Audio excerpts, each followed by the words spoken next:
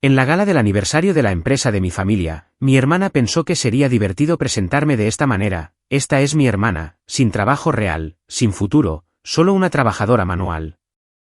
Todos, incluidos nuestros padres, se rieron. No me inmuté. Simplemente sonreí, levanté mi copa y dije: salud. Esta es la última vez que alguno de ustedes me verá. Luego me marché. La habitación quedó en completo silencio. Mi nombre es Eleanor Brooks. Tengo 34 años y soy el tipo de persona que siempre se ha mantenido un paso atrás del centro de atención. Presente, pero rara vez notada. Más cómoda haciendo el trabajo que hablando de él.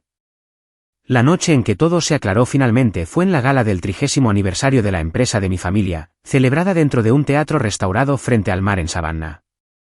Todo era ladrillo visto, luces cálidas y sonrisas pulidas que se veían mejor desde la distancia. Los inversores llenaban los asientos. Los miembros de la junta directiva murmuraban aprobación y mi hermana estaba en el escenario con un micrófono, brillando bajo los aplausos. A mitad de su discurso, se rió e hizo un gesto hacia mí. Esta es mi hermana, dijo con voz ligera y juguetona. Sin trabajo real, sin futuro, solo trabajo manual. La sala respondió al instante.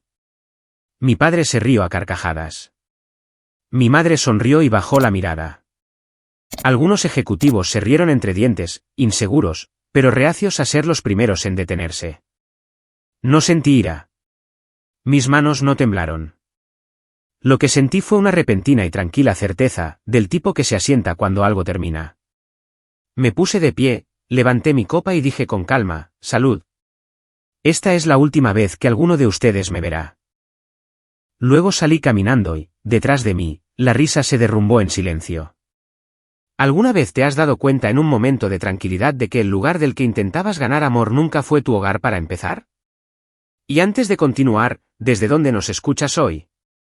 Para entender por qué ese momento se sintió tan definitivo, tienes que entender cómo mi lugar en la familia se había formado mucho antes de esa noche.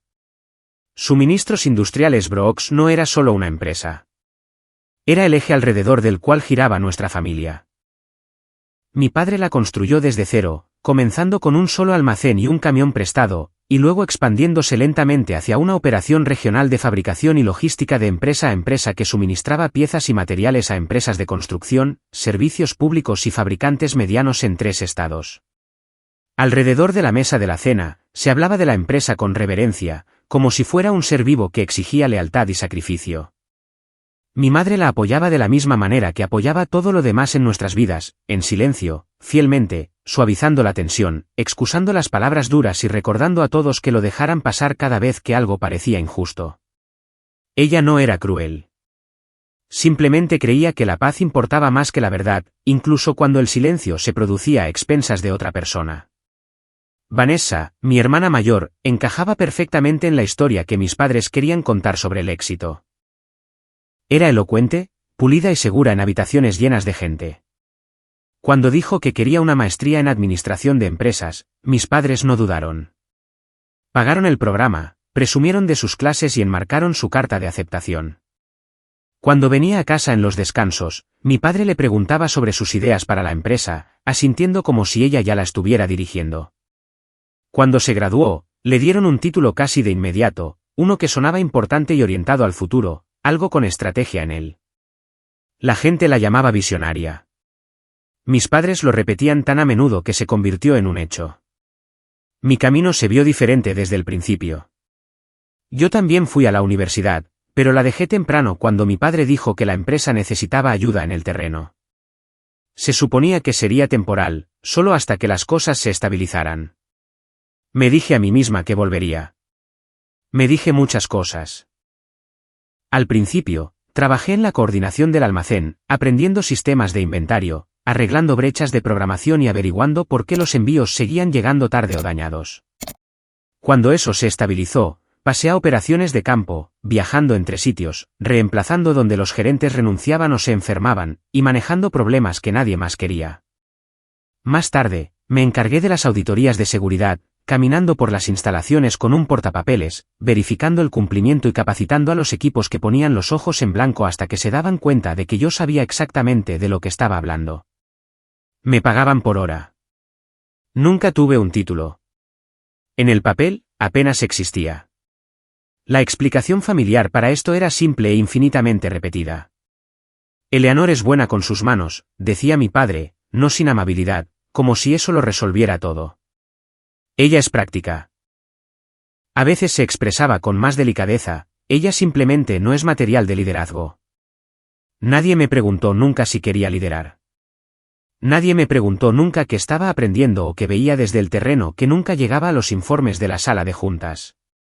Cuando intentaba explicar un problema recurrente o sugerir una solución, mi padre escuchaba cortésmente y luego se volvía hacia Vanessa para preguntarle qué pensaba. Los elogios, cuando llegaban, eran breves y condicionales. Buen trabajo, si una crisis pasaba sin consecuencias. El silencio, cuando cuestionaba algo, era el castigo. Pasaban días sin reconocimiento. Las conversaciones se desviaban a mi alrededor como si yo no estuviera allí. Con el tiempo, aprendí lo que se esperaba. Aprendí que la utilidad me ganaba un asiento en la mesa, incluso si era una silla plegable en la esquina. Aprendí que pedir reconocimiento incomodaba a la gente, así que dejé de pedirlo. Llegaba temprano, me quedaba hasta tarde, atendía llamadas que nadie más quería. Llenaba los vacíos en silencio y pasaba al siguiente problema. Cuando algo salía mal, yo lo arreglaba. Cuando algo salía bien, alguien más explicaba por qué. Se volvió más fácil dejar que la narrativa se mantuviera que desafiarla. Corregirlos habría significado admitir cuán invisible me sentía, y la invisibilidad, extrañamente, se sentía más segura que el rechazo. Las reuniones familiares reforzaban el patrón. Los logros de Vanessa se celebraban pública y entusiasmadamente. Promociones, nuevas responsabilidades, paneles de conferencias, cada uno era una razón para brindar. Mi trabajo se discutía de paso, generalmente enmarcado como apoyo. Eleanor ha estado ayudando en el almacén de nuevo, decía mi madre, sonriendo como si yo estuviera haciendo un favor en lugar de mantener unidas operaciones enteras.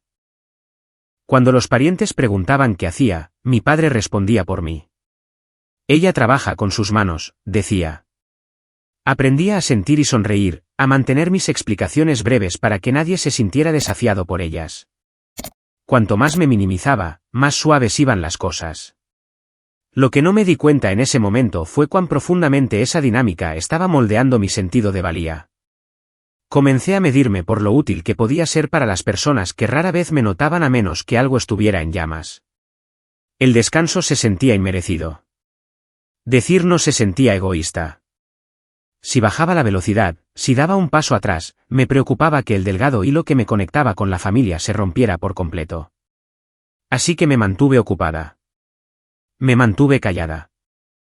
Me dije a mí misma que la lealtad eventualmente sería vista, que el esfuerzo sería recompensado, que si seguía adelante, habría un momento en que alguien finalmente diría, no podríamos haber hecho esto sin ti. Pero ese momento nunca llegó. En cambio, los roles se calcificaron. Vanessa se convirtió en la cara del futuro. Yo me convertí en el ruido de fondo que hacía posible todo lo demás. Y en algún lugar del camino, sin quererlo nunca, absorbí la creencia de que la pertenencia era algo que se ganaba a través de la utilidad, no algo que se te permitía reclamar. Para cuando llegó esa noche de gala, había pasado años parada justo afuera del marco, manteniendo la estructura firme, mientras otros se llevaban el crédito por su forma. Lo que sucedió en ese escenario no creó esa comprensión. Simplemente despojó la última ilusión a la que me había estado aferrando, que si trabajaba lo suficientemente duro y lo suficientemente callada, algún día podría ser invitada a dejar de probarme a mí misma. Para cuando acepté que mi lugar en la historia familiar estaba fijo, el trabajo en sí ya había crecido mucho más allá de cualquier cosa que alguien etiquetara como manual. Lo que hacía para suministros industriales Brooks vivía en los márgenes, en los momentos en que algo estaba a punto de romperse y nadie con traje sabía cómo detenerlo. Yo era la persona enviada cuando una planta fallaba una inspección 2 días antes de un envío importante. Cuando una queja de seguridad aterrizaba en el escritorio equivocado, cuando un gerente de sitio llamaba en pánico porque un auditor estaba caminando por el piso sin previo aviso. Conducía entre instalaciones con un cuaderno en el asiento del pasajero y botas con punta de acero en la parte trasera, entrando en situaciones que ya eran tensas y desenredándolas silenciosamente antes de que se convirtieran en titulares o multas. No había nada glamoroso en ello, Pero había precisión y consecuencia. Un detalle perdido podría cerrar toda una operación. Las fallas de cumplimiento eran las más difíciles, no porque fueran complicadas, sino porque a menudo eran invisibles hasta que alguien externo venía a buscar.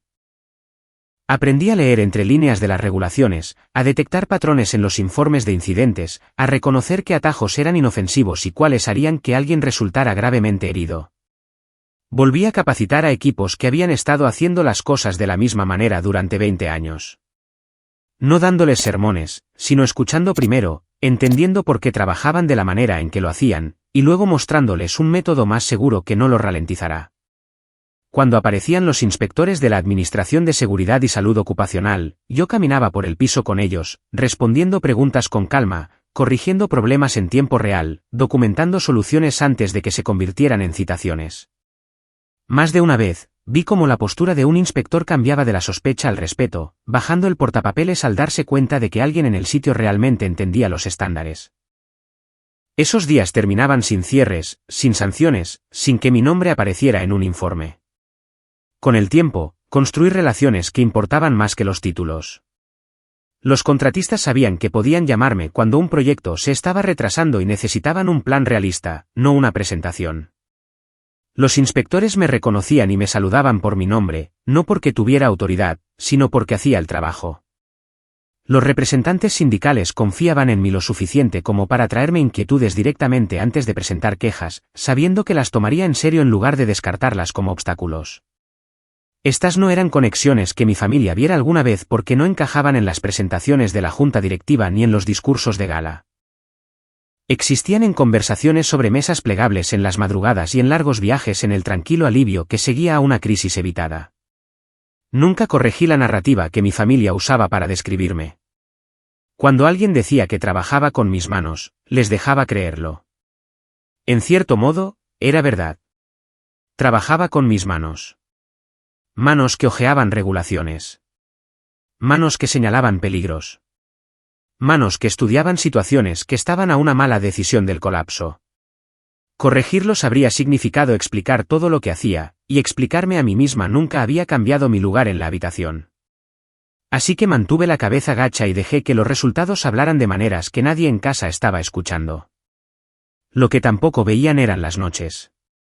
Después de días de 12 horas, conducía a casa, me cambiaba la ropa de trabajo y abría mi computadora portátil nuevamente. Me inscribí en programas de certificación relacionados con la gestión de riesgos y el cumplimiento normativo, eligiendo cursos que fueran prácticos y específicos, del tipo que no venían con aplausos, pero que construían una experiencia real. Estudié marcos de respuesta a incidentes, riesgos de la cadena de suministro, leyes de seguridad en el lugar de trabajo. Aprobé exámenes, descargué documentos digitales silenciosamente y actualicé un currículum que nadie en mi familia pediría ver nunca. Configuré una dirección de correo electrónico separada y luego, más tarde, una sociedad de responsabilidad limitada, más por instinto que por intención. Al principio, era solo una forma de mantener mis notas organizadas, de compartimentar un cuerpo creciente de conocimientos que no encajaba en ningún otro lugar de mi vida. No estaba planeando una salida. Estaba construyendo una puerta sin admitirme a mí misma que algún día podría cruzarla. El costo emocional de esa doble vida se acumuló lentamente. Siempre estaba cansada, pero era un agotamiento limpio y funcional, del tipo que empujas porque detenerse se siente más peligroso que continuar. La soledad se instaló, no porque estuviera sola, sino porque no era vista. No había asiento para mí en las reuniones donde se tomaban decisiones sobre los procesos que yo mantenía en funcionamiento.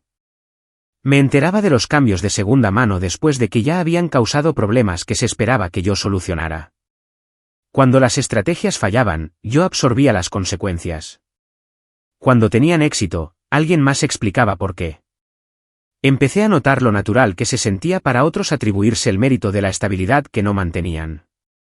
Vanessa hablaba sobre la resiliencia operativa en las reuniones utilizando un lenguaje que yo reconocía de los problemas que había resuelto la semana anterior. Mi padre asentía satisfecho, sin saber que la resiliencia que admiraba dependía de sistemas mantenidos unidos por alguien a quien todavía describía como simplemente práctica.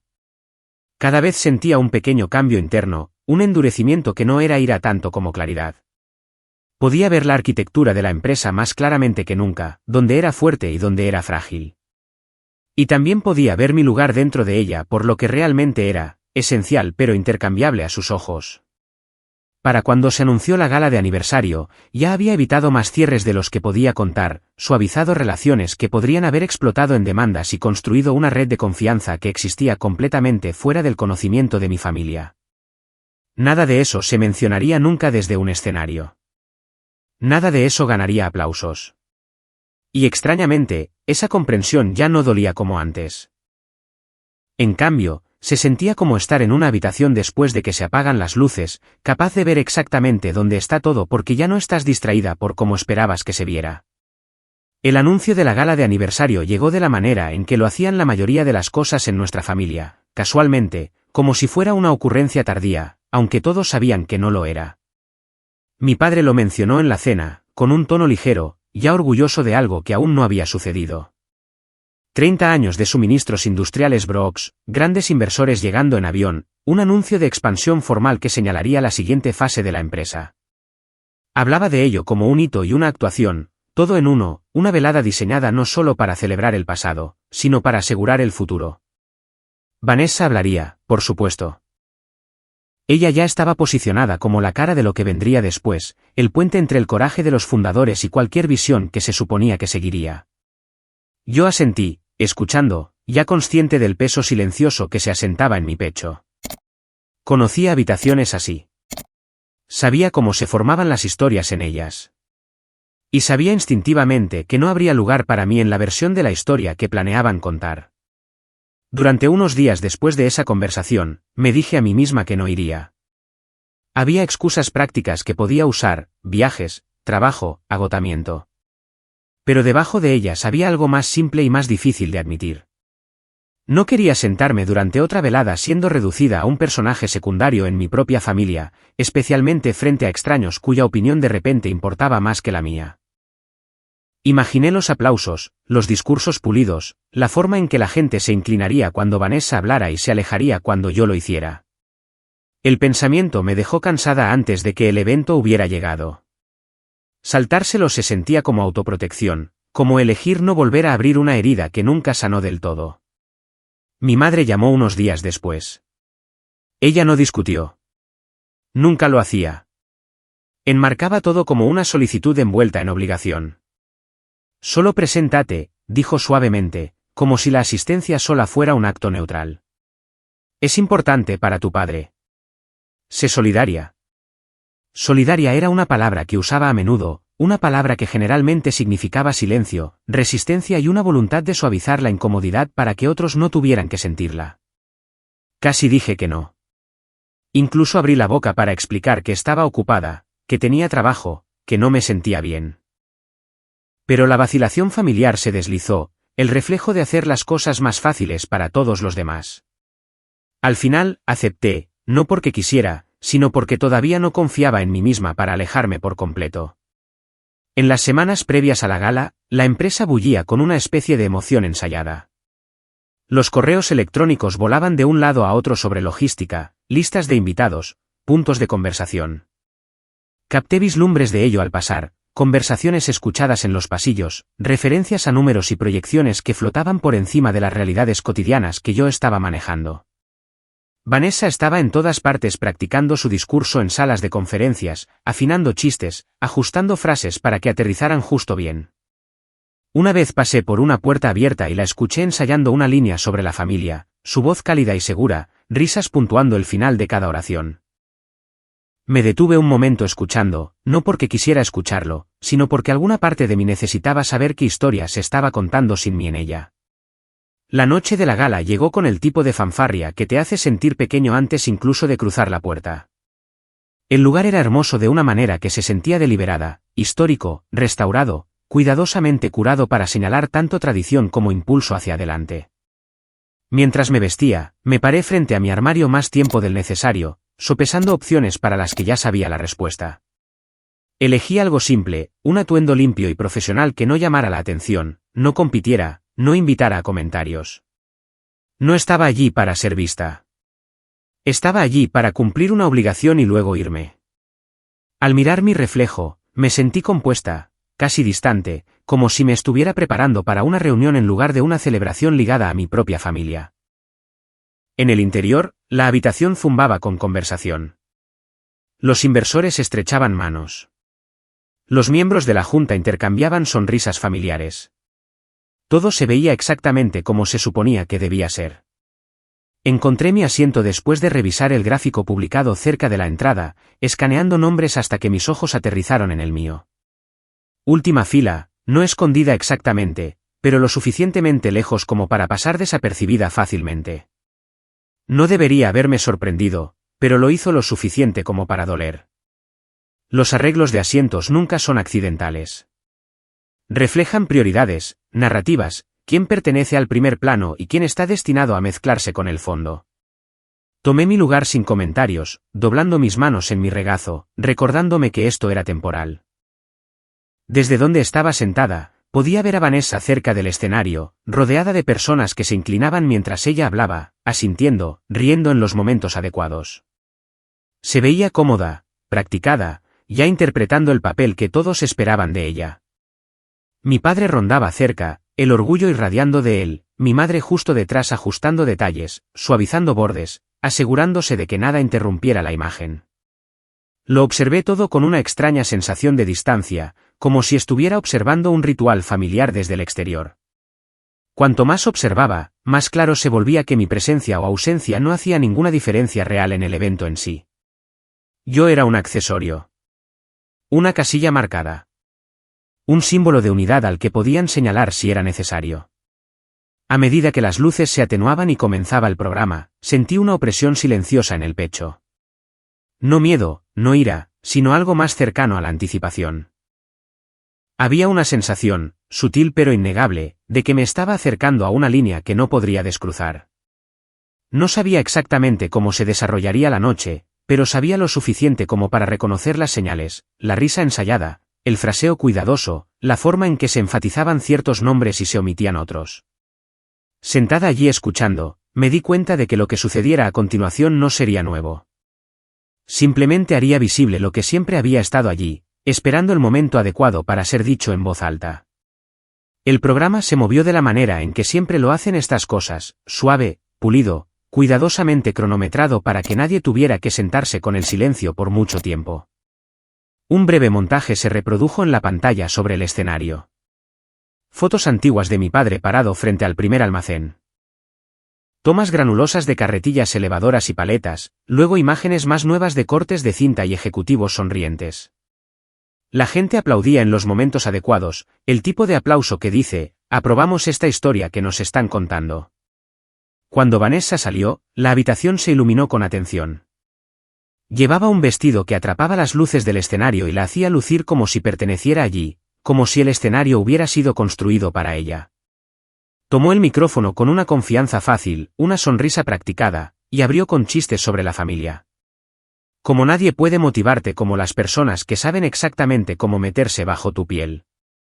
Como el equilibrio entre el trabajo y la vida no existe cuando creciste dentro de un negocio. Como las conversaciones durante la cena en nuestra casa eran básicamente reuniones de la junta directiva con guisos. La audiencia respondió cálidamente. La risa rodó por el teatro en olas, y Vanessa la montó sin esfuerzo, haciendo una pausa lo suficiente para que cada línea aterrizara antes de continuar. Contó una historia sobre los primeros días de mi padre, sobre dormir en la oficina, sobre recibir llamadas a medianoche, sobre cómo construyó algo real con terquedad y coraje. Mi padre estaba sentado unas filas más adelante, con los hombros hacia atrás, absorbiéndolo, sonriendo de la manera en que los hombres sonríen cuando se sienten vistos. La gente se volteaba para mirarlo como si fuera una leyenda en carne y hueso. Mi madre estaba sentada a su lado, con las manos juntas, sonriendo también, pero de una manera más pequeña, una manera cuidadosa, como si su sonrisa estuviera destinada a evitar que el aire en la habitación cambiara. Vanessa cambió hacia el futuro, expansión, innovación, nuevas asociaciones. Y los inversores se inclinaron hacia adelante, escuchando con el tipo de atención que se traduce en dinero. Ella hablaba su idioma con fluidez, tejiendo visión con confianza, haciendo promesas que sonaban seguras porque las entregaba con calidez. Luego giró, todavía sonriendo, y dijo que quería reconocer la parte más importante de cualquier empresa, la familia. Hizo una broma sobre los hermanos, sobre cómo crecer con una hermana te enseña a competir incluso antes de que sepas lo que significa la palabra. Más risas, más asentimientos. Miró a la audiencia como si estuviera inspeccionando una habitación que le pertenecía. Y luego su mirada me encontró. No fue suave. Tampoco fue cruel. Fue juguetona de la manera en que la alegría puede usarse como un arma porque da permiso a todos para reír sin sentirse responsables. Levantó la mano e hizo un gesto hacia la última fila. Y hablando de familia, dijo con voz brillante. Tenemos a mi hermana Eleanor aquí esta noche. Las cabezas giraron, una onda de movimiento mientras la gente me buscaba. La sonrisa de Vanessa se amplió. Esta es mi hermana, dijo, e hizo una pausa lo suficiente para generar anticipación, como si estuviera preparando algo que todos disfrutarían. Sin trabajo real, sin futuro, solo trabajo manual. La línea aterrizó exactamente de la manera que ella pretendía. La risa estalló.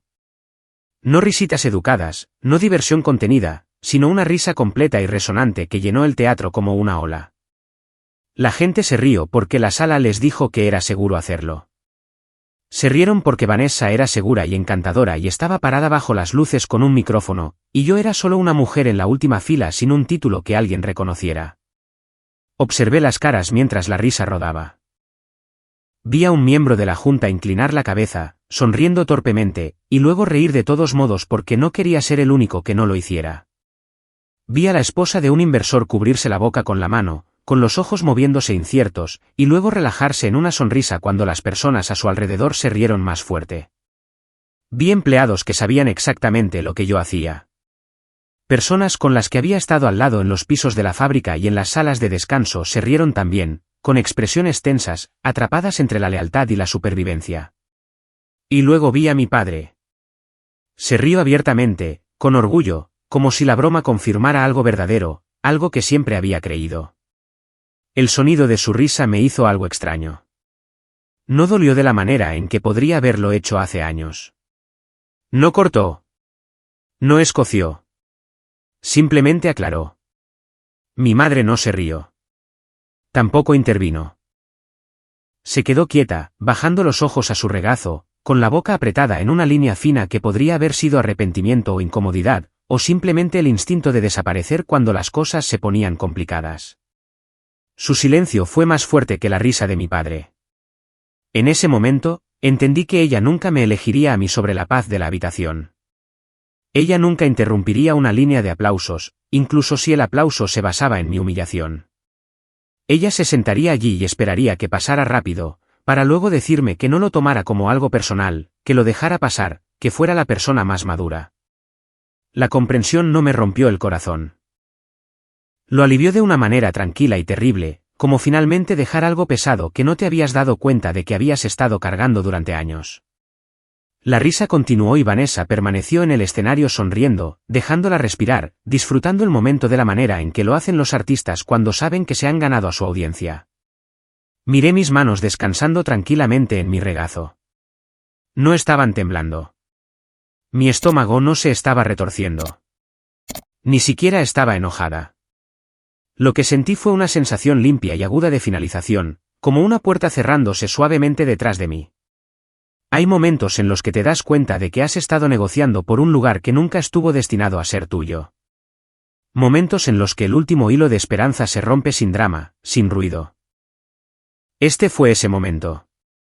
Cuando la risa comenzó a desvanecerse, Vanessa se inclinó hacia el micrófono nuevamente, lista para continuar, para hacer la transición de regreso al anuncio de expansión, para dejar que la broma se convirtiera en una nota al pie.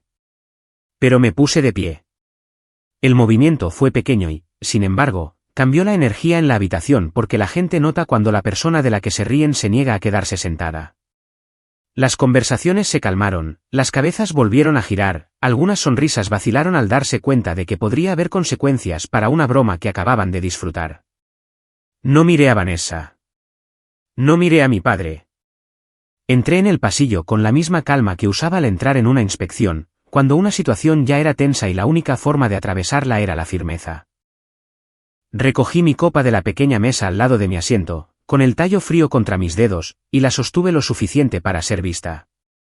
Por un segundo, la habitación osciló entre la anticipación y la incomodidad, insegura de si yo seguiría el juego, insegura de si lloraría, insegura de si atacaría y les daría el drama que podrían etiquetar como demasiado sensible. No hice ninguna de esas cosas. Sonreí, no dulcemente, no amargamente, sino con el tipo de compostura controlada que inquieta a las personas porque no pueden categorizarla. Salud, dije, mi voz firme, llegando más lejos de lo que esperaba en el silencio.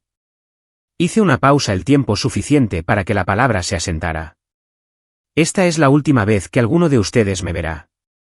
Sin acusación, sin discurso sobre el dolor, sin lista de agravios, solo una declaración simple y completa como cerrar un archivo.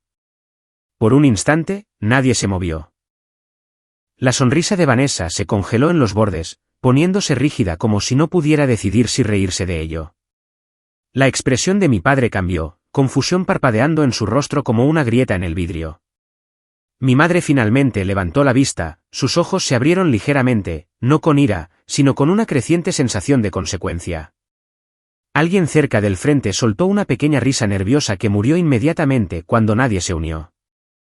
Luego me di la vuelta y caminé. Avancé por el pasillo pasando filas de trajes caros y vestidos brillantes. Pasé junto a personas que de repente encontraban sus programas fascinantes, pasé junto a empleados que no podían mirarme a los ojos porque no sabían qué hacer con una mujer que se negaba a mendigar dignidad.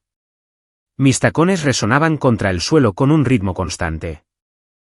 Cada paso se sentía más ligero que el anterior, no porque irse fuera fácil, sino porque quedarse finalmente se había vuelto imposible. En la parte trasera del teatro, la seguridad estaba cerca de las puertas, vestida de negro, escaneando rostros en busca de problemas. Uno de ellos me miró y luego apartó la vista, asumiendo que yo era solo otra invitada que salía a tomar aire. Nadie me detuvo. Nadie dijo mi nombre. Nadie me siguió. Todavía no. Empujé las puertas y salí al aire nocturno más fresco del exterior. El sonido del interior se amortiguó instantáneamente como si alguien hubiera apagado una máquina. No miré hacia atrás. No me detuve en los escalones. Seguí caminando pasando las luces que se reflejaban en el agua cercana, pasando a los asistentes del ballet y a los grupos de invitados que fumaban y reían, hasta que el edificio quedó detrás de mí. Y la ciudad a mi alrededor se sintió más grande que la historia en la que mi familia siempre había tratado de mantenerme atrapada. Detrás de esas puertas, sabía que el silencio persistiría más tiempo que la broma. No porque de repente les importaran mis sentimientos, sino porque yo había hecho algo que no esperaban. Me había negado a permanecer en el papel que me asignaron. Y una vez que te alejas sin gritar, sin suplicar, sin pedir permiso, la habitación no tiene más remedio que sentarse con el eco de lo que acaba de revelar sobre sí misma. Lo que ninguno de ellos sabía esa noche, lo que no podían haber sabido porque nunca habían preguntado, era que ya había estado viviendo una vida profesional paralela durante más de un año. No una dramática, no un imperio secreto, solo una expansión tranquila y disciplinada del trabajo que había estado haciendo todo el tiempo, tomado en serio por primera vez porque yo había decidido tomarme en serio a mí misma. Las certificaciones, los cursos nocturnos, las largas horas dedicadas a aprender cómo viaja realmente el riesgo a través de una cadena de suministro en lugar de cómo se resume en una presentación de diapositivas. Todo eso se había fusionado en algo concreto. Había comenzado a realizar consultoría de forma independiente, especializándome en mitigación de riesgos y recuperación regulatoria para fabricantes medianos que estaban a una auditoría del desastre. No lo anuncié en voz alta. No usé mi apellido familiar. Trabajé bajo una sociedad de responsabilidad limitada neutral, un correo electrónico separado, un teléfono separado. El trabajo llegó de todos modos, pasado silenciosamente de un director de operaciones a otro, de un inspector a un contratista que decía, llámenla. Ella les dirá la verdad. La consultoría me sentaba bien de una manera que nada más lo había hecho. Era enfocada, limitada, honesta. Me traían cuando las cosas ya estaban mal, cuando las garantías habituales habían fallado y alguien necesitaba saber con precisión que se podía salvar todavía. Evalué el riesgo sin inmutarme. Mapeé la exposición regulatoria, construí planes de recuperación que priorizaban la seguridad y el cumplimiento sobre la apariencia. Cuando los clientes los seguían, las plantas reabrían. Cuando no lo hacían, documentaba las consecuencias y daba un paso atrás. No había narrativa familiar que gestionar. Ningún ego que proteger, solo trabajo y la satisfacción de ver cómo los sistemas se estabilizaban porque alguien finalmente había abordado lo que todos los demás preferían ignorar. Uno de esos clientes era un proveedor regional que había crecido demasiado rápido y había tomado demasiados atajos. Estaban atrasados en el cumplimiento, perdiendo contratos, a semanas de perder las certificaciones que los mantenían viables. Entré en silencio, caminé por sus pisos, revisé sus informes, hablé con inspectores que ya habían perdido la paciencia. Reconstruimos sus procesos pieza por pieza, abordamos las violaciones antes de que se convirtieran en citaciones, restauramos suficiente confianza para que los reguladores les dieran tiempo en lugar de sanciones. No fue llamativo. Fue meticuloso. Cuando terminamos, el proveedor no solo sobrevivió. Se volvió confiable de nuevo, estable, invertible. Nunca conecté ese trabajo explícitamente con mi familia. No necesitaba hacerlo. Suministros Industriales Brooks, como muchas empresas en nuestra posición, dependía de una red de proveedores que rara vez aparecían en los titulares, pero que mantenían todo unido. Ese proveedor, una vez fallido, ahora estable, era uno de ellos. Mi padre elogió el cambio en las reuniones hablando de una confiabilidad mejorada y una confianza renovada sin saber nunca quién lo había hecho posible. Vanessa lo citó como prueba de su previsión estratégica, tejiéndolo en discursos sobre asociaciones resilientes. Escuché desde los bordes, notando la ironía sin amargura. No había ocultado mi participación por malicia. Simplemente no la había revelado porque la divulgación habría requerido reconocer mi papel de maneras que nunca habían estado dispuestos a hacer. Después de la gala, no hice un anuncio. No envié correos electrónicos explicándome o exigiendo reconocimiento. Hice algo mucho menos dramático y mucho más definitivo. Comencé a renunciar silenciosamente a cada rol informal que había estado ocupando durante años. Dejé de contestar llamadas que no eran parte de mi descripción oficial de trabajo. Documenté procesos y los entregué sin comentarios. Cuando alguien me pedía que simplemente echara un vistazo a un problema, lo redirigía cortésmente. Ya no estaré disponible para eso, decía, y lo dejaba así. No hubo confrontación, ni escena, solo ausencia introducida gradualmente de la manera en que el silencio se extiende cuando una máquina se apaga y nadie sabe qué parte la alimentaba. Al principio, nadie se dio cuenta. Las crisis no estallan inmediatamente cuando se retira el apoyo. Se cocinan a fuego lento.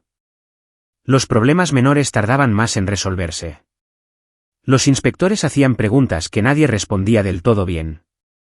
Los contratistas se quejaban de retrasos. Las reuniones se alargaban sin llegar a conclusiones. Mi padre asumió que eran dolores de crecimiento. Vanessa lo enmarcó como fricción transicional, el costo inevitable de la expansión.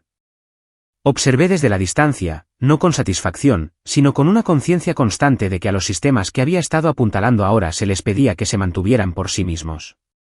Formalicé mi partida con una fanfarria mínima. Una breve renuncia a mi puesto por horas citando razones personales.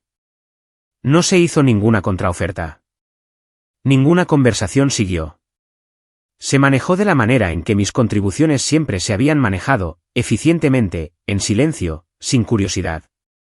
Eso, más que nada, confirmó que estaba tomando la decisión correcta. Cerré un capítulo limpiamente sin golpear el libro. A medida que mi disponibilidad disminuía, mi trabajo de consultoría se expandía. No porque lo persiguiera, sino porque la competencia tiende a atraer atención en círculos que valoran los resultados sobre la imagen. Acepté proyectos selectivamente eligiendo clientes que estuvieran dispuestos a hacer el trabajo poco glamoroso de arreglar lo que estaba roto. Cada compromiso reforzaba algo que había sospechado durante mucho tiempo: mi valor no necesitaba la aprobación de una familia para ser real. Necesitaba el contexto adecuado para ser visible. Pasaron semanas antes de que las consecuencias comenzaran a surgir de maneras que mi familia ya no podía ignorar. Un envío retrasado aquí, una revisión de cumplimiento allá, pequeñas grietas, nada catastrófico, pero suficiente para inquietar a la gente. Me enteré de segunda mano a través de contactos de la industria que mencionaban a Suministros Industriales Brooks con una nota de preocupación en lugar de admiración. Aún así, nadie lo conectó conmigo. ¿Por qué lo harían? En sus mentes, nunca había sido lo suficientemente central como para importar. Esa era la verdad silenciosa debajo de todo lo que siguió. No me había ido para darles una lección. No había diseñado una caída. Simplemente me había eliminado de un sistema que dependía de mi trabajo mientras negaba mi valor. Los efectos de esa decisión no fueron inmediatos ni explosivos. Fueron lentos, realistas y arraigados en las mismas realidades operativas que había pasado años manejando. Y mientras observaba esas realidades afirmarse, sentí algo inesperado. No triunfo, no reivindicación, sino alivio. Por primera vez, mi trabajo me pertenecía enteramente a mí, desenredado de una narrativa familiar que nunca había dejado espacio para él. Las consecuencias no llegaron con sirenas o titulares. Llegaron de la manera en que lo hacen la mayoría de los fracasos reales, incrementalmente, silenciosamente, envueltas en un lenguaje que intentaba hacerlas sonar temporales. Unas semanas después de la gala, comencé a escuchar nombres familiares en tonos desconocidos. Un inspector con el que había trabajado durante años mencionó casi casualmente que Suministros Industriales Brooks estaba bajo revisión nuevamente, que la documentación estaba incompleta, que se estaban programando seguimientos en lugar de ser dispensados. Un contratista me dijo que un envío se había retrasado porque un sitio no había aprobado una verificación de cumplimiento de rutina a tiempo. Nada de eso sonaba dramático por sí solo. Juntos, formaban un patrón que reconocí al instante. El primer golpe tangible llegó cuando uno de los clientes más grandes de la empresa pospuso un pedido citando incertidumbre operativa. Esa frase viaja rápido en los círculos de la industria. No acusa. No amenaza. Simplemente señala duda, y la duda es costosa. Se convocaron reuniones. Los plazos cambiaron. Las explicaciones internas se multiplicaron. Desde fuera, parecía problemas de crecimiento. Desde donde yo estaba, parecía un sistema al que finalmente se le pedía que funcionara sin las correcciones invisibles en las que había confiado durante años. Cuando Suministros Industriales Brooks perdió una autorización de cumplimiento en una de sus instalaciones, no fue permanente, pero fue suficiente. Suficiente para detener los envíos. Suficiente para activar sanciones escritas en contratos que nadie había pensado que se aplicarían alguna vez. Suficiente para poner nerviosos a los inversores. La autorización se restablecería, decían todos, una vez que se abordaran los problemas. El problema era que abordarlos requería un tipo de trabajo práctico y orientado a los detalles que nadie había priorizado aprender porque asumían que siempre sería manejado por mí, aunque nadie hubiera dicho eso en voz alta. La llamada telefónica llegó un martes por la tarde. Reconocí el número de mi padre de inmediato y, por un momento, consideré dejarlo ir al correo de voz, no por despecho, sino porque ya conocía la forma de la conversación. Contesté de todos modos. Su voz sonaba tensa, controlada, de la manera en que lo hace cuando alguien intenta mantener la autoridad intacta mientras pide ayuda. No mencionó la gala. No se disculpó. Fue directo a la logística. Había problemas, retrasos, inspectores. Habló rápidamente como si la urgencia pudiera sustituir el reconocimiento. Luego dijo las palabras que había escuchado en mi cabeza antes de que él las pronunciara. Te necesitamos. Ahí estaba. No lo sentimos. No estábamos equivocados. Ni siquiera ¿cómo estás? Solo necesidad enmarcada como necesidad, despojada de contexto, como si mi papel siempre hubiera sido responder cuando me llamaban. Escuché sin interrumpir, dejándolo terminar. Dejando que el silencio se estirara lo suficiente para señalar que la dinámica había cambiado. Cuando hablé, mi voz me sonó desconocida incluso a mí misma. No más fría, no más cálida, simplemente más clara. No estoy disponible, dije con calma. Expliqué brevemente que ya no estaba involucrada con la empresa en ninguna capacidad, que había hecho la transición completa a la consultoría independiente, que les deseaba lo mejor. Hizo una pausa, recalibrando. Intentó de nuevo, esta vez más suave, invocando la historia familiar, todo lo que habíamos construido. No lo corregí. No discutí. Simplemente repetí el límite cortésmente, profesionalmente, como si fuera un cliente pidiendo servicios fuera de un contrato. No puedo asumir esto. Mi madre llamó más tarde esa noche. Su enfoque fue diferente, como siempre lo era. Preguntó cómo me iba. Dijo que estaba preocupada.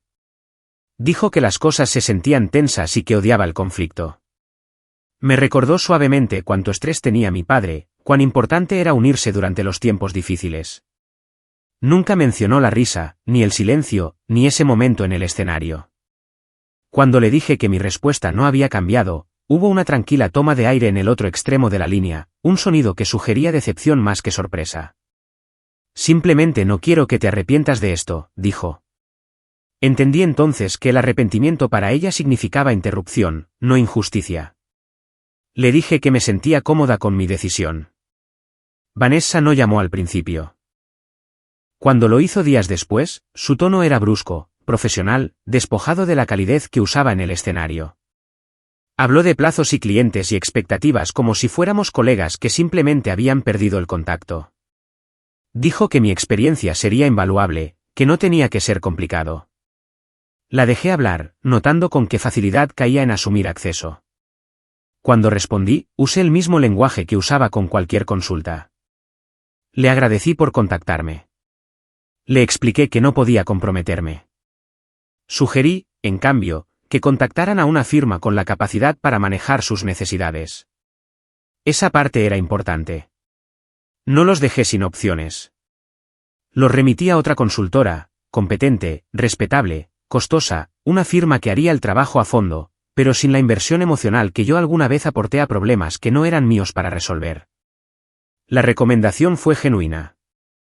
También fue definitiva. Al redirigirlos, dejé claro que mi negativa no era personal. Era estructural. No estaba reteniendo ayuda para castigarlos. Estaba eligiendo no reinsertarme en un sistema que ya me había mostrado cómo valoraba mi contribución. Las semanas que siguieron fueron incómodas para ellos de maneras que yo reconocía íntimamente. Las reuniones se alargaban sin resolución. Los consultores hacían preguntas que exponían brechas que nadie quería admitir que existían. Los costos aumentaban. Los clientes dudaban. Nada colapsó. Nada se quemó. Pero la facilidad a la que se habían acostumbrado desapareció, reemplazada por la lenta fricción de la responsabilidad. Desde la distancia, podía verlos ajustándose, luchando, tratando de recuperar el control sobre procesos que nunca habían entendido completamente. La gente hablaba. Las conversaciones de la industria cambiaron. Suministros industriales. Brooks todavía era respetada, todavía operativa, pero ya no sin esfuerzo. Escuché mi nombre mencionado una o dos veces, siempre indirectamente, siempre seguido de incertidumbre. ¿No solía ella manejar eso?, preguntó alguien. Eso pensé, respondió otro. Las conversaciones nunca me llegaron directamente, y eso estaba bien. No necesitaba reconocimiento retroactivamente. Ya había seguido adelante. Lo que más me sorprendió fue cuán poca satisfacción sentía al ver cómo se desarrollaba. No había prisa, ni sensación de victoria.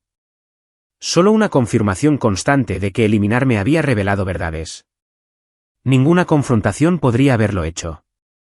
Los sistemas que dependen del trabajo invisible eventualmente fallan cuando ese trabajo se retira, no como castigo, sino como un hecho. Y mientras Suministros Industriales. Brooks trabajaba para adaptarse a una realidad donde yo ya no estaba absorbiendo riesgos silenciosamente en su nombre, sentí que algo se asentaba en su lugar dentro de mí, una sensación de que el capítulo se estaba cerrando verdaderamente, no con un portazo, sino con el sonido suave e inconfundible de una puerta que finalmente se queda cerrada. Pidieron reunirse unas semanas después de la última llamada, una vez que quedó claro que no iba a volver a ocupar silenciosamente el puesto que habían dejado vacante. La solicitud llegó cuidadosamente redactada, neutral, enmarcada como una conversación en lugar de una confrontación. Un lugar público, sugirió mi madre, en algún lugar tranquilo, en algún lugar razonable. Acepté, no porque me sintiera obligada, sino porque hay algunos finales que deben decirse en voz alta, incluso cuando ya sabes cómo sonarán. Nos reunimos en un restaurante a mitad de camino entre nuestras casas, el tipo de lugar elegido específicamente para desalentar escenas, iluminación suave, música baja, mesas espaciadas lo suficiente para que las voces se mantuvieran medidas. Mis padres ya estaban sentados cuando llegué. Mi padre se puso de pie brevemente, el gesto automático, y luego se sentó de nuevo como si no estuviera seguro de si la formalidad todavía se aplicaba. Mi madre sonrió y alcanzó mi mano, antes de pensarlo mejor, dejándola flotar en el espacio entre nosotras por un segundo antes de retirarla. Intercambiamos saludos educados, comentamos sobre el tráfico, pedimos bebidas. Todo se sentía ensayado, como si estuviéramos interpretando nuestros papeles con cuidado para que nadie acusara a nadie más de ser irrazonable. Una vez que el camarero se fue, mi padre fue directo al grano. Habló sobre el estrés, sobre la presión de los clientes e inspectores, sobre lo difíciles que pueden ser las transiciones. Dijo que la empresa se estaba ajustando, que las cosas se estaban estabilizando, pero que había sido más difícil de lo esperado. Hizo una pausa y luego me miró con una expresión que reconocí de 100 conversaciones anteriores. La mirada que precedía a la minimización. Sobre esa noche, dijo finalmente, como si se refiriera a un conflicto de programación inconveniente. Fue solo una broma. Las palabras aterrizaron exactamente donde esperaba que lo hicieran. Solo una broma. La frase que la gente usa cuando quiere borrar el impacto sin examinar la intención. Cuando quieren ser perdonados sin ser responsables.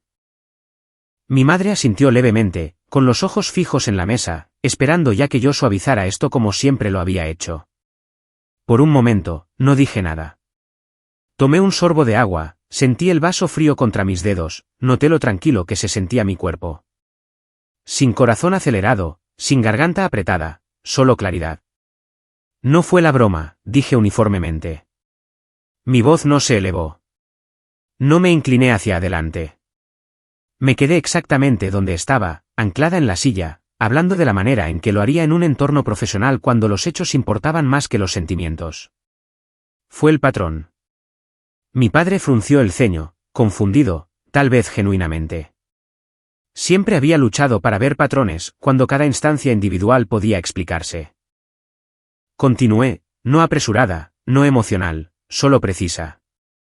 Hablé sobre años de borrado, sobre estar presente pero sin nombre, sobre el trabajo que importaba siendo reformulado como apoyo en lugar de contribución. Hablé sobre elogios que llegaban solo cuando algo salía bien y el silencio que seguía cada vez que pedía ser vista. Hablé sobre cómo la utilidad se había confundido con el valor. Cómo la pertenencia había sido tratada como algo que tenía que ganar repetidamente sin que nunca se me permitiera conservarla.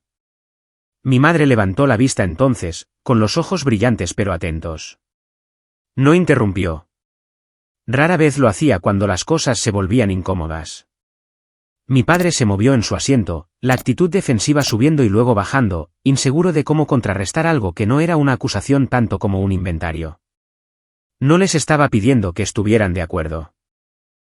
Estaba nombrando lo que había sido cierto, independientemente de si lo reconocían. No estoy aquí por una disculpa, dije antes de que ninguno de los dos pudiera responder. Eso pareció sorprenderlos a ambos. Las disculpas eran la moneda. Esperaban la cosa que restablecería todo si se ofrecía, incluso torpemente. No les pido que lo entiendan de la manera en que yo lo hago. Solo necesito ser clara sobre lo que cambia. Describí los límites de la misma manera que describiría los términos en un contrato. Nada de trabajo no remunerado, nada de consultoría informal, nada de intervenir para solucionar problemas porque es más fácil que verlos desarrollarse. Nada de enredo entre mi vida profesional y el negocio familiar, ahora o en el futuro. Asistiría a eventos familiares selectivamente. Me iría cuando lo necesitara.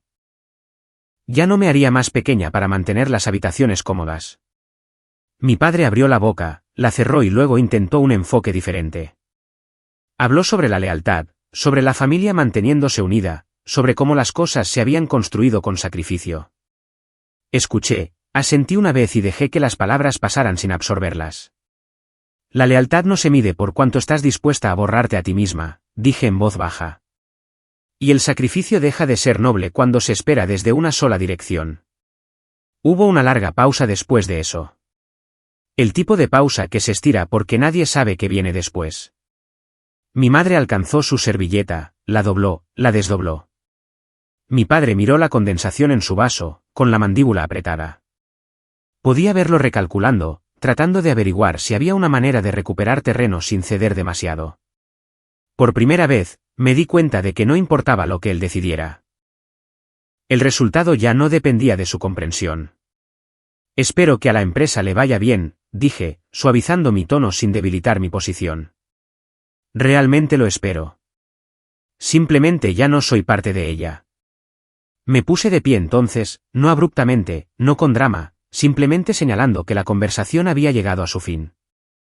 Mi madre levantó la vista sorprendida, como si hubiera esperado más emoción, más explicación, más espacio para negociar. Mi padre asintió rígidamente, el gesto de un hombre que había perdido el control de una situación que había asumido que todavía era suya para manejar. Intercambiamos breves despedidas.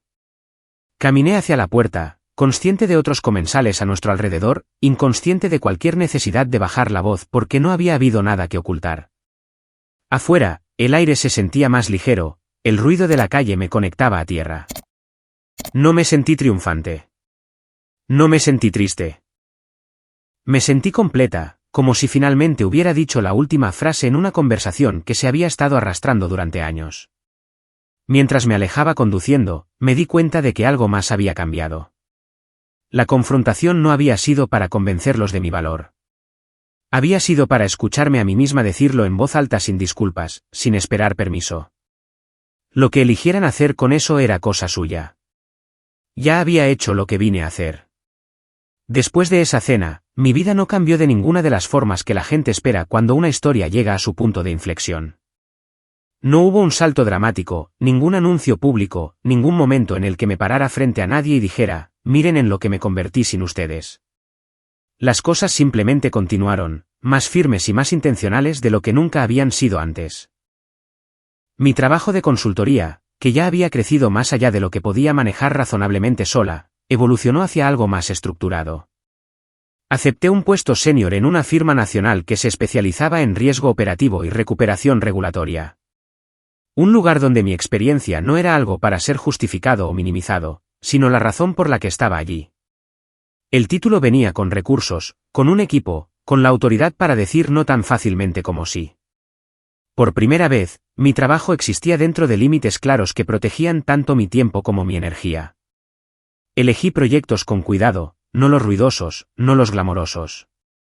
Asumí casos en los que mi presencia realmente marcaría la diferencia, donde las empresas estaban dispuestas a confrontar verdades incómodas en lugar de esconderlas detrás de la marca.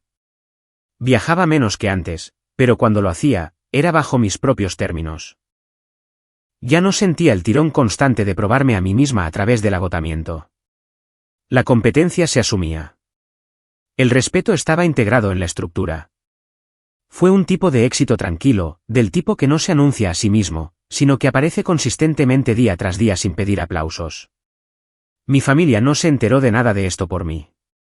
Lo escucharon de la manera en que la gente siempre lo hace cuando la información viaja sin intención, a través de comentarios secundarios, charlas de la industria, el fraseo cuidadoso de alguien que se da cuenta demasiado tarde de que está revelando algo importante. Un inversor mencionó mi nombre de paso, sorprendido de saber dónde estaba trabajando ahora. Un excontratista felicitó a mi padre por el nuevo rol de Eleanor, asumiendo erróneamente que él ya lo sabía.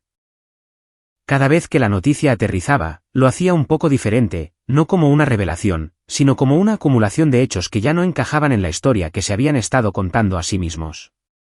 Vanessa fue la más afectada por esa disonancia. No lo vi directamente.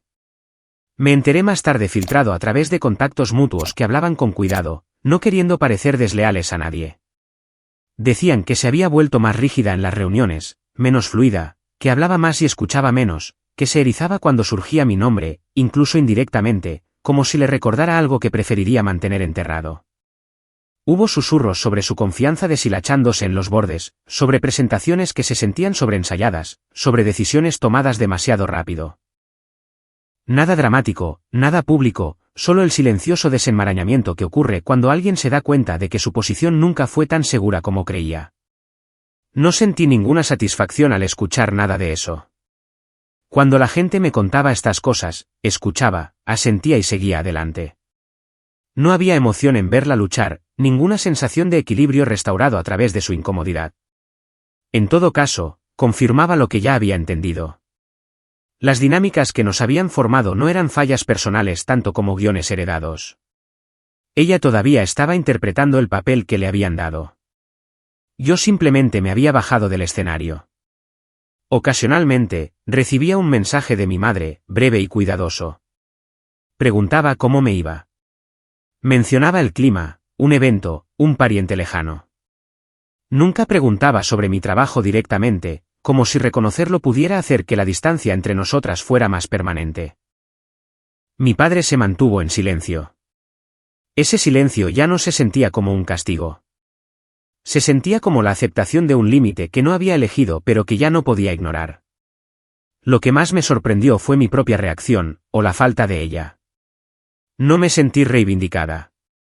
No me sentí triunfante. No sentí la prisa que una vez imaginé que podría venir con tener la razón. En cambio, sentí algo más tranquilo y mucho más sostenible. Paz. El tipo que se asienta cuando tu vida finalmente se alinea con tus valores en lugar de tus miedos. Me despertaba sin la opresión familiar en el pecho. Terminaba los días sin repetir conversaciones en mi cabeza, preguntándome si había dicho algo incorrecto o hecho demasiado. Cuando pensaba en mi familia, era con una distancia que se sentía saludable en lugar de fría. Les deseaba lo mejor sin desear volver a su órbita. Ya no medía mi valía contra su reconocimiento o su ausencia de él. Mi trabajo hablaba por sí mismo en habitaciones donde nadie necesitaba que yo fuera otra cosa que competente. Mis relaciones, profesionales y personales, se basaban en el respeto mutuo en lugar de la obligación. La revelación de mi éxito, tal como era, no llegó como un solo momento de exposición. Se desarrolló lentamente a través del movimiento natural de personas e información sin mi participación. Y eso era exactamente como lo quería. Había pasado demasiado tiempo viviendo dentro de narrativas formadas por otros. Esta me pertenecía a mí, no porque impresionara a nadie, sino porque finalmente se sentía como un hogar. El éxito, una vez que dejó de ser algo que tenía que probar, creó espacio para que surgiera algo más. Al principio, ese espacio se sentía desconocido, casi incómodo. Durante años, mi identidad se había construido alrededor de la utilidad, alrededor de ser la persona que intervenía cuando las cosas salían mal.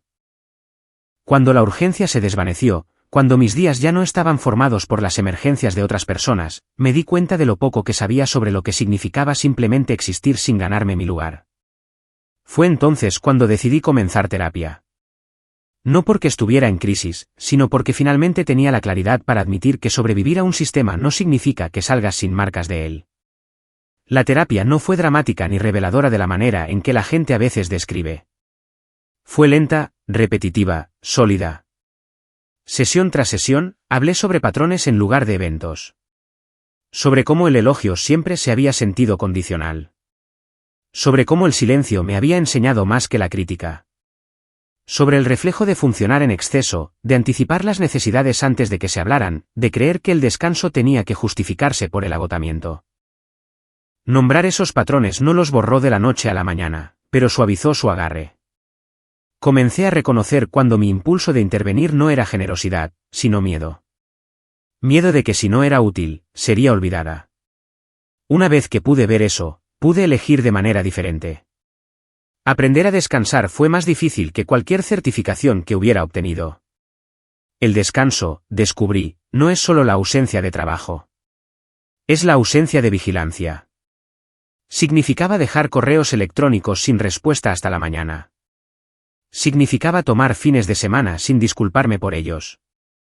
Significaba resistir la necesidad de llenar cada momento tranquilo con productividad para demostrarle a nadie en particular que todavía valía algo. Al principio, el descanso me ponía ansiosa. Esperaba consecuencias que nunca llegaron. Con el tiempo, esa ansiedad se aflojó, reemplazada por un ritmo más constante que me permitió presentarme a mi trabajo más plenamente sin resentimiento ni agotamiento. Nuevas amistades surgieron naturalmente en esa vida más constante, no a través de traumas compartidos u obligaciones, sino a través de valores compartidos. Personas que no necesitaban explicaciones para mis límites. Personas que preguntaban sobre mi trabajo con genuina curiosidad, luego escuchaban la respuesta sin tratar de colocarla en una jerarquía que tuviera sentido para ellos. Con ellos, no tenía que minimizarme ni traducirme. No tenía que elegir entre ser competente y ser agradable. Las relaciones estaban equilibradas de una manera que nunca antes había experimentado, marcadas por el respeto mutuo en lugar de la competencia silenciosa. A medida que mi vida se asentaba en esta nueva forma, mi definición de éxito cambió casi sin que me diera cuenta. Dejó de tratarse de reconocimiento, de ser vista por las personas que alguna vez habían tenido ese poder sobre mí. Ya no medía mi valía por si mis padres entendían lo que hacía o si mi hermana se sentía amenazada por ello. El éxito se volvió más tranquilo y más personal. Se veía como terminar un día de trabajo con energía restante para mí misma.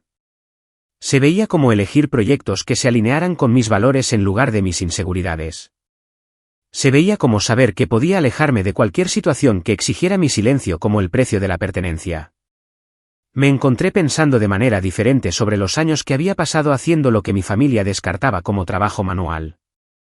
Durante mucho tiempo, había absorbido su encuadre sin cuestionarlo, aceptando la implicación de que el trabajo hecho con el cuerpo o en el suelo era de alguna manera menos digno que el trabajo hecho en las salas de juntas.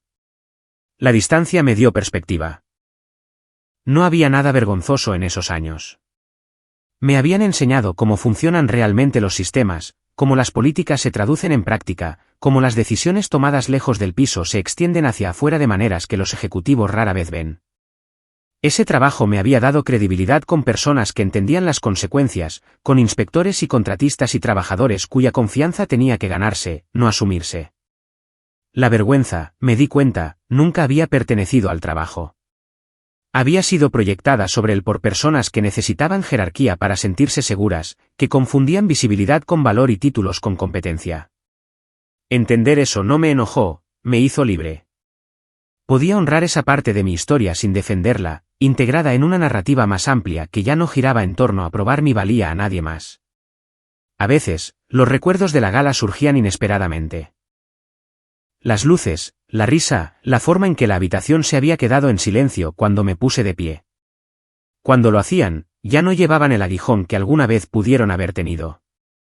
Se sentían como marcadores en un mapa, puntos de transición en lugar de fuentes de dolor. Esa noche no había sido el momento en que fui humillada. Había sido el momento en que dejé de negociar por dignidad en espacios que requerían que me disminuyera. La curación, aprendí, no se trata de reescribir el pasado o esperar a que tenga sentido. Se trata de elegir lo que llevas adelante. Llevé adelante las habilidades que había ganado, la resiliencia que había construido, la claridad que provenía de ver los patrones claramente al fin. Dejé atrás la creencia de que el amor tenía que ganarse a través del sacrificio. Que la lealtad significaba resistencia sin reciprocidad, que el silencio era la opción más segura. Mi vida no se volvió perfecta. Se volvió honesta. Y esa honestidad, sostenida en el tiempo, fue más poderosa que cualquier momento de venganza que pudiera ser. Meses después, me encontré de regreso en Savannah por trabajo, caminando a lo largo de la costa en una noche tranquila, cuando el aire llevaba el leve olor a sal y madera vieja. No había planeado pasar por el teatro, pero las ciudades tienen una forma de hacerte volver a lugares que alguna vez importaron, como para hacer una pregunta final. El edificio estaba tal como había estado esa noche, ladrillo restaurado brillando suavemente bajo las luces exteriores. Ventanas altas reflejando el agua, pancartas de algún nuevo evento colgando cerca de la entrada. La gente entraba y salía riendo, vestida para una velada que no tenía nada que ver conmigo. Disminuí la velocidad por un momento, no porque mi pecho se apretara o mi garganta se cerrara, sino porque tenía curiosidad sobre lo que sentiría. Lo que me sorprendió fue cuán poca emoción surgió. Sin amargura, sin dolor, solo reconocimiento. Ese fue el lugar donde terminó un capítulo, no porque alguien más lo decidiera, sino porque yo lo hice. De pie allí, entendí algo que había tardado años en aceptar. Los lugares no tienen poder sobre nosotros por sí mismos. Les damos poder cuando creemos que todavía necesitamos algo de ellos. Yo no lo necesitaba. La versión de mí que una vez entró en ese edificio con la esperanza de ser vista ya había salido por última vez. Pensé en lo dramática que debió haber parecido esa salida desde el interior, como la gente probablemente la repitió más tarde, tratando de asignarle motivos o significado. Sonreí ante la idea, no por superioridad, sino por distancia. Ellos habían presenciado un momento. Yo había vivido los años que llevaron a él y los meses que siguieron. Esos meses fueron más tranquilos de lo que cualquiera que mirara esa noche podría haber imaginado. Estuvieron llenos de días ordinarios, trabajo significativo, largas conversaciones y una creciente sensación de facilidad que provenía de no estar más en guerra conmigo misma. Al alejarme del teatro, sentí una sutil gratitud, no por lo que había sucedido, sino por lo que había aclarado. Irse no había sido un acto de ira o castigo. No había sido abandono. Había sido respeto propio expresado en el único idioma que alguna vez había funcionado para mí, acción sin espectáculo. No había quemado puentes. Simplemente había dejado de cruzarlos sola. Mi relación con mi familia se asentó en una nueva forma, una definida más por la ausencia que por el conflicto. Hablábamos ocasionalmente, brevemente, actualizaciones educadas, terreno neutral. No hubo grandes reconciliaciones, ni disculpas dramáticas, e inesperadamente, no hubo necesidad de ellas. Ya no esperaba la comprensión como un requisito previo para la paz. Me entendía a mí misma, y eso era suficiente. La distancia no era fría. Era intencional, como el espacio entre notas en la música que permite que la melodía respire. Mientras continuaba mi caminata, la ciudad a mi alrededor se sentía abierta de una manera que nunca antes lo había hecho. No porque hubiera cambiado, sino porque yo lo había hecho. Mi vida ahora se basaba en elecciones hechas conscientemente en lugar de por defecto. Elegía dónde invertir mi energía, en quién confiar mi tiempo, qué batallas valía la pena entablar y cuáles era mejor dejar intactas. Había aprendido lenta e imperfectamente que la fuerza no siempre se anuncia a sí misma. A veces se parece a la moderación. A veces se parece a irse antes de que te pidan que expliques por qué mereces quedarte. Si hay una cosa que llevo conmigo de esa noche, es mi mensaje personal para ustedes, los oyentes de esta historia. No deben lealtad a quienes se burlaron de ustedes cuando estaban sufriendo. No deben ninguna explicación a lugares que valoran su silencio más que la verdad. Irse no los hace desleales o desagradecidos. Los hace honestos sobre lo que pueden y no pueden aceptar. Hice una pausa una vez más, escuchando el agua que fluía, el murmullo distante de las conversaciones, la vida pacífica que se desarrollaba a mi alrededor. No había sensación de grandeza unida a ello, ninguna sensación de triunfo, solo firmeza. El tipo de firmeza que proviene de saber que tu valor ya no depende de ser reconocido por aquellos que se negaron a reconocerte. Esa firmeza me siguió mientras daba la espalda y continuaba caminando, llevando conmigo una vida que finalmente se sentía correcta, en línea con quien realmente era, no con la persona que me dijeron que fuera. Si esta historia les suena familiar y está sucediendo en su vida en este momento, no están solos. Y si están escuchando hasta aquí, háganme saber de dónde son. Dejen un comentario y viajaremos juntos por mucho tiempo.